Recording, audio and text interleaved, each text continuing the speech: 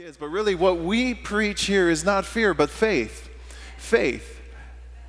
Now, years ago when I was probably about 18, 19 years old, around that age, I was on our way to Kona with a friend of mine, and there was a haunted house. They had a haunted house set up at the Waimea Shopping Center. And so we decided, let's check this out. So we pulled in, went to the shopping center, and I'm with my friend. My friend was older than me. He's about 4 years older than me.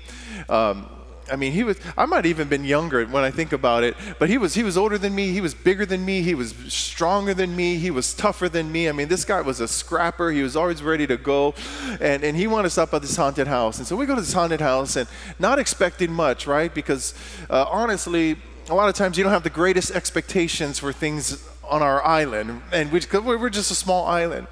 So we get this haunted house. Well, we didn't know that this was actually designed by like a Hollywood guy. And we get to this haunted house, and we get into the first room, and it's all like it is dark in there. They got red lights. We get into the first room of the haunted house. And what it was a jail cell.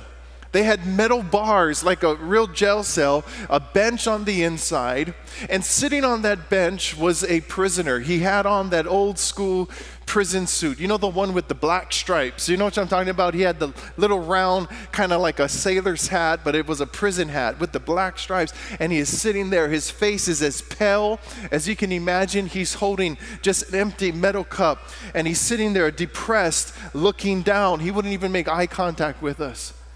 And so we're trying to elicit a response from this guy, and there's no response. My friend, he's a tough guy. He starts yelling at this guy. He even starts cussing at this guy. And this guy doesn't give any response. He doesn't move. We go a little longer. There's no response. And so finally my friend goes, well, this is pretty boring. Let's go to the next thing. And as soon as we turn our backs, that guy jumps up. He screams at the top of his lung. He takes that metal cup. He runs it on the bars, and he goes, ah! And he comes right up to us, and we both scream like little girls. We were so afraid. And it was at that moment I realized, what did we get ourselves into? Now, we're two guys. We're not going back out. We're going to keep going through. But my friend, who was bigger, badder, stronger than me, he made me go first. And I'm kid you not, he's holding my shoulders, and he's hiding behind me. And we're going through this thing, and people are jumping out. People are grabbing our legs. It's dark in there. People, what you think are walls, they're coming through, and they're grabbing him, and he's pushing, and he's screaming, and we're yelling, and we made it through. But I tell you, that was probably one of the most scariest moments that we've been through. It's like we didn't want to move because we were afraid, but we knew that's the only way out. You know, fear is something that can paralyze you. You ever been so afraid that you couldn't move? Maybe it was in real life, but it could even be emotionally. It could be in your marriage. It could be in any number of things where we get so afraid that we can't move. We can't speak. We can't think. Fear paralyzes. And when I look at the last 18 months, here in the United States and around the world, there have been people whose lives have been put on hold. People whose lives have been paralyzed. Just speaking with someone recently who's telling me even right now to this day where their spouse won't even go to Target or go into a store, even right now, because they're so afraid. And people's lives that have been put on hold because of fear. There's no doubt over the last couple of these 18 months, I've been discouraged. Thank you for this appreciation. Really, you don't know how much it means. It's been a discouraging time, and you just see the fluctuations and this and that and everything else going on in the church. And really, as a pastor, you come, and it's easy to get up here, and I look at all of you that's here. Thanks for being here. But you know what a pastor sees a lot of times? Those who aren't here. Like, why aren't they in church yet? And I've had to learn over the 18 months, all right, they're not here. Thank God for who's here. I'm going to focus on who's here. But it's been discouraging and fear wanting to come in. And one of the sayings that I had been saying over the last couple of months is like, well, it is what it is. It is what it is. It is what it is. And it's kind of my statement to just settle where I'm at. It is what it is. You can't do anything about it. We were at the church conference a couple of weeks ago, and I was just sitting there. I felt the Holy Spirit speak to me and go, Evan, it isn't what it is. It is what God says it is. What God says it is. God's word, I mean, it hasn't changed because of COVID-19. It hasn't changed because of the doctor's report. It hasn't changed because of the balance in your bank statement. It hasn't changed because of the status of your marriage or the relationships. It is what God says it is. And with all the fear that surrounds us, it's easy for us to forget that we are called to be people of faith. People of faith. That God's called us to be world changers, world shakers, to be people that lead and not just follow, and we can easily lose sight. Even Peter, when Peter was walking on the water with Jesus, lost sight of Jesus and began to focus on the waves around him, to begin to focus on the storm around him, and he began to sink. Thank God when he called out, Jesus was there, and it says he instantly reached out and grabbed him. But that tells me Jesus was just an arm's length away from him, and he still lost sight of Jesus. How many people have begun to sink during these last 18 months because of the storm around us? We got to get our eyes back on Jesus. Get our eyes back on him. You know, in the law, there was a lot of instructions in the Old Testament. A lot of instructions that they had to follow. One of the things was that they weren't allowed to touch certain things. If you were clean, you couldn't touch things that were unclean, because if you touched the unclean, then you would now not be clean, but unclean. I mean, that's a lot of cleans right there. That's what the law said. Look at the parallels today. The law, do this, not that people really follow it, but stay away. Don't go near to these people, right? Don't touch them. The clean and the unclean, and you don't want to be contaminated, and you don't want this. And I have had people telling me, well, you know, my mom doesn't want to even eat dinner with me because of this, or they don't even want to get together with me. And we have all of these divisions, and I was thinking about over the last couple of weeks, and I'm thinking about Jesus, and I'm thinking what Jesus used to do. And one of the things I began to realize was, didn't Jesus touch the unclean things? Didn't Jesus touch the unclean?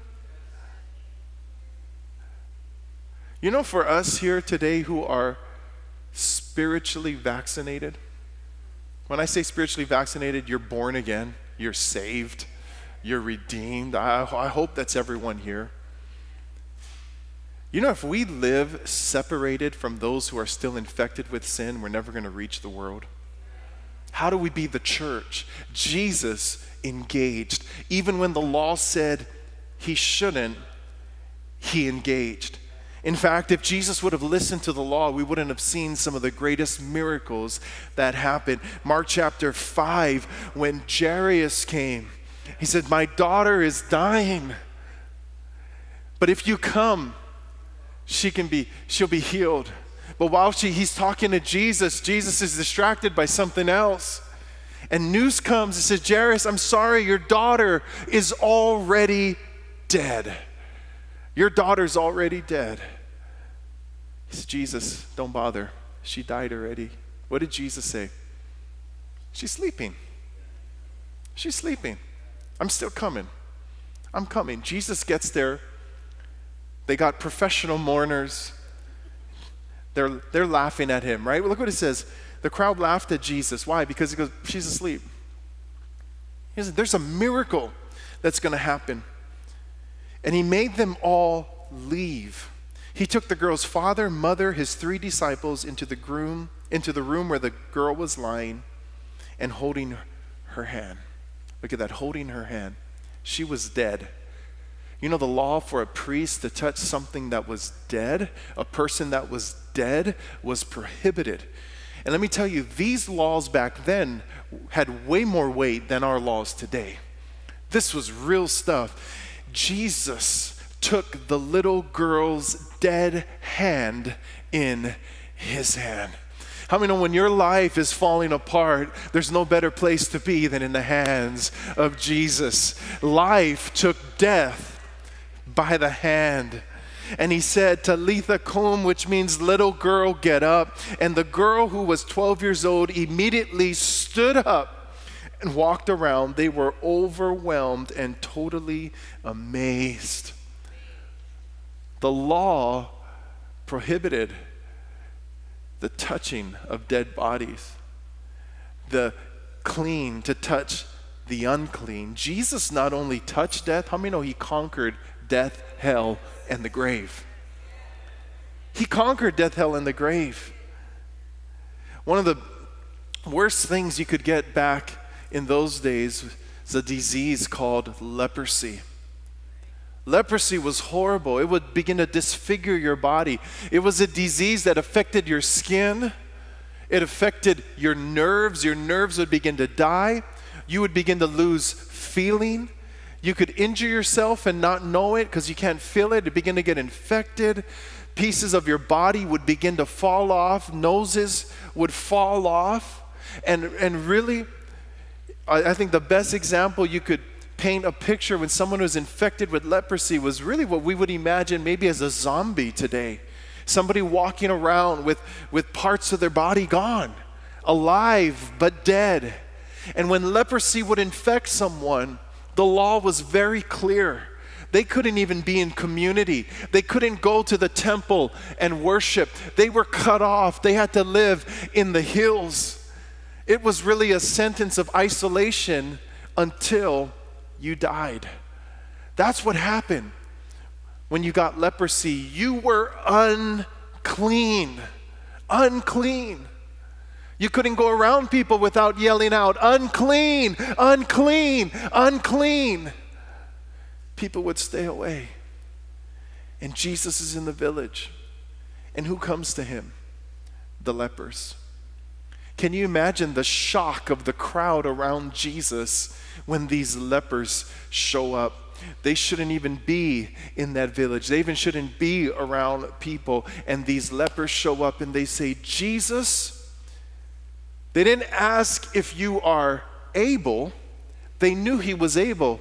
They said, Jesus, if you're willing, you can make us clean. If you're willing, you can heal me. And Jesus said, of course I'm willing. And what did Jesus do? He touched him. He put his hand upon him. He did what the law forbade people to do. And what does the Bible say? They were healed. The miracle happened when he reached out and he touched what wasn't supposed to be touched. You see, when the clean touched the unclean became clean. Jesus was the source. He is the source of clean today in your life. He touched the leper and he changed that leper's life. I want to tell you, the last I checked, the mission of the church hasn't changed. Just because we've been through a pandemic and we've been going through these trials and we've been going through the ups and downs and things have been shut down and people have stopped coming to church, but new people have started coming to church and we got all this stuff going on. The mission hasn't changed. We still need to go and reach people who are lost. To still get out there and to reach those who are infected with the curse of sin, because the church has the answer. We have the answer. And I think so many have pulled back. The Lord is saying, look, it's time to step back out. On this day that we call Halloween, which celebrates fear, I'm going to tell you, this is the day that we need to rise up in faith. It's time.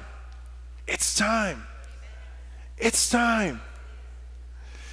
So I've got a friend, Miles brought my friend today. Thank you, Miles. I'll show you my friend here today. I named him Homer. And just because I don't know anybody here named Homer, so I don't want to offend anybody. But this is Homer. And in fact, Homer, thanks for being here, Homer. All right. Make him look a little more friendly. But you see a lot of these, you see a lot of skeletons in Halloween. People hang them outside of their house. They hang them, and this isn't really, you might be wondering, why is there a skeleton in church today? Because when you look at a skeleton, it can invoke feelings of fear, feelings of hopelessness. I mean, I don't think anybody likes to go out and see bones, and you look at him, you look at Homer here. I mean, he's just dead, dry bones. There's nothing left. It's over. It's over. In Ezekiel chapter 37, Ezekiel, he has a vision from the Lord.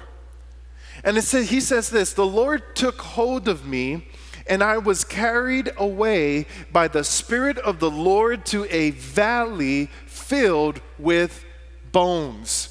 He led me all around among the bones that covered the valley floor.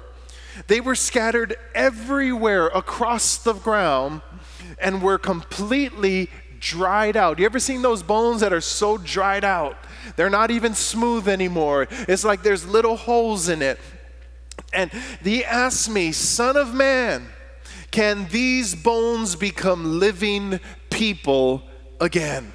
"O sovereign Lord," I replied, "you alone know the answer to that." That's a good answer when you don't know the answer.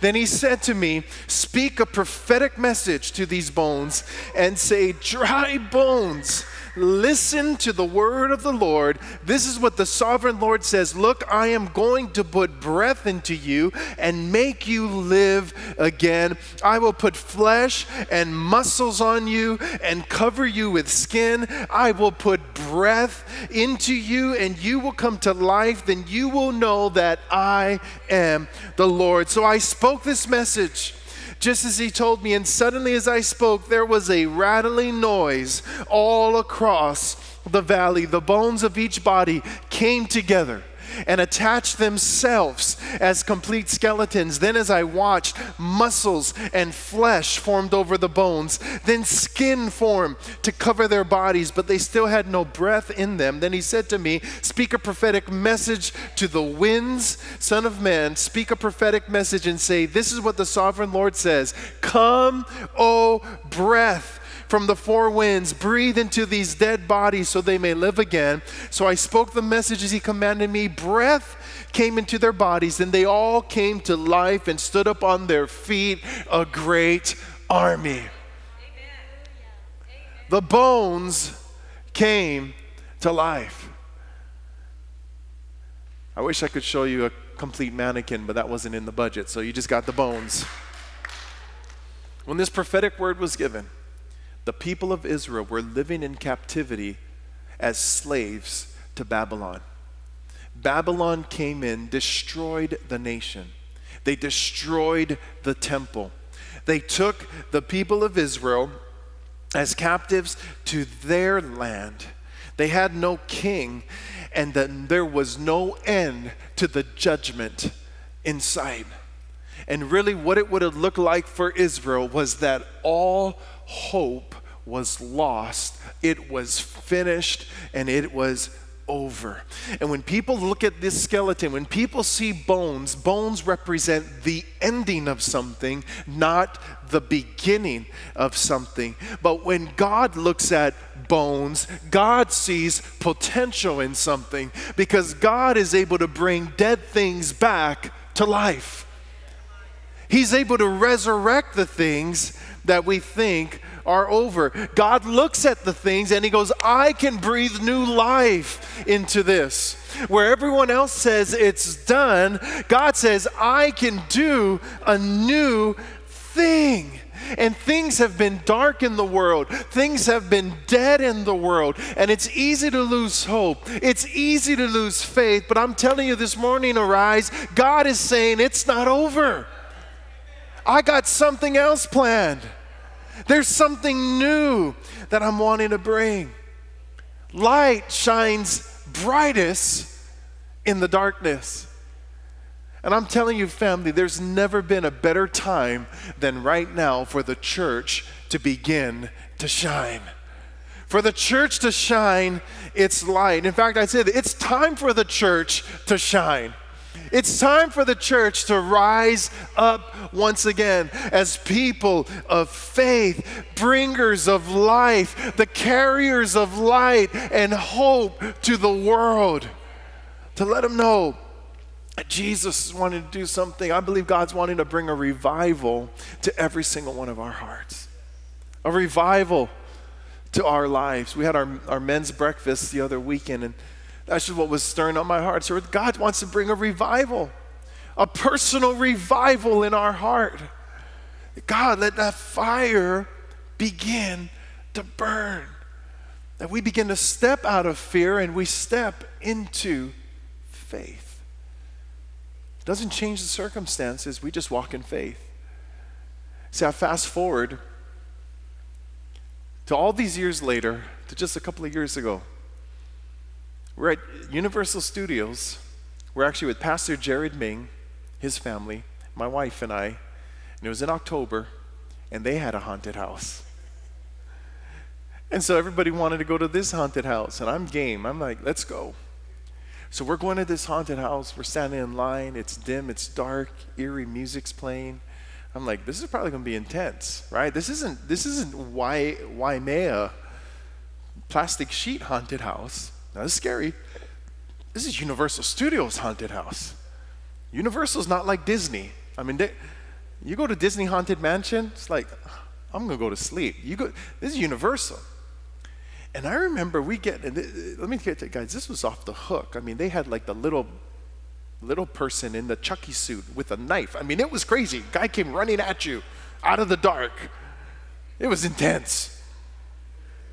But we're in this haunted house, and we go into this one, and you're walking into the dark as you start this off. But I realized something. If I just let Pastor Jared and his kids go 10 steps in front of me, I'm going to be fine. If I just let him go first. And so I just waited a little. And he's in front of me with his kids, and they are holding on to him, his son, daughter, and other son. They're hanging on to him, and he's walking slowly like this, and he's just going. And I'm behind him. And my wife, Shinobu's holding on to this arm, burying her face in the shoulder. Davette, Pastor Jared's wife, is hanging on to this arm, and she's burying her face in my shoulder, and they don't even want to look. And they're hanging on to me, and I'm going. And I just take my time. I just let Pastor Jared get in front of me. Some of you know when you're in a haunted house, you ain't looking back. You're just looking forward. He ain't even checking on me. And everybody was jumping out and scaring him. And they were screaming like little girls. Little Chucky with the knife coming out. This ghost and that zombie and this and that. And they're coming and they're, But I could see everything happening, and they would look back and see me. Well, the ghost can't scare me already. It's over. So what did they do? They just went back in their holes. And we made it all the way through, and we got out of the other end. And I'm like, boy, you guys were pretty scared in there. What was the difference? What was the difference between the first time and the second time? See, the first time is I didn't know what lied ahead. The second time, I knew exactly what lied ahead. I could see what lied ahead. It took the fear out of the equation. It changed everything when I was able to see what lies ahead. But I got good news for you today. In our lives, it's not just knowing what lies ahead. That's actually not as important as not knowing what the future holds, but knowing who holds our future. Because bad things can be lying ahead, and you can see those bad things coming. And you're still going towards those bad things. But when you know who holds the future, When you know who holds your life in your hand, then it doesn't matter whether it's good or bad up ahead. You know that God got it. God got it. And what lies ahead for us in our church and in our state and in our country, I just say this: God holds our future. The future of Arise Church and the Arise Church family is in God's hands. It's in God's hands. And I want to be someone that learns how to trust in the Lord in these seasons of life. Worship team can come up this morning. So I'm not trying to get anybody this morning to deny. We're not deniers, right? You got people ask me all the time, are you pro-vax, anti-vax? Are you this? Are you that? I'm Christian. I'm a follower of Jesus. That's the bottom line. And we're not here to deny, oh, well, it's not real, it's a hoax, or it's that or that. That's a whole nother conversation. This is all I'm trying to get people to do, is to be people of faith. Be people of faith. See, when COVID came, last I looked in the Bible, it still says we're supposed to go out, preach the good news. It didn't change the mission of the church. We're supposed to be people of faith. It didn't change the mission of and this morning I woke up and the first thing I thought of is we can't live our life compartmentalized. I'm going to be faithful in this, I'm going to believe God in this, but I'm going to be fearful in that. It doesn't work. We're either people of faith or we aren't. We're either believing God or we aren't. And really the point of this is just to say, we're going to be people of faith. We're going to believe. We're going to believe what God says. It is what God says it is.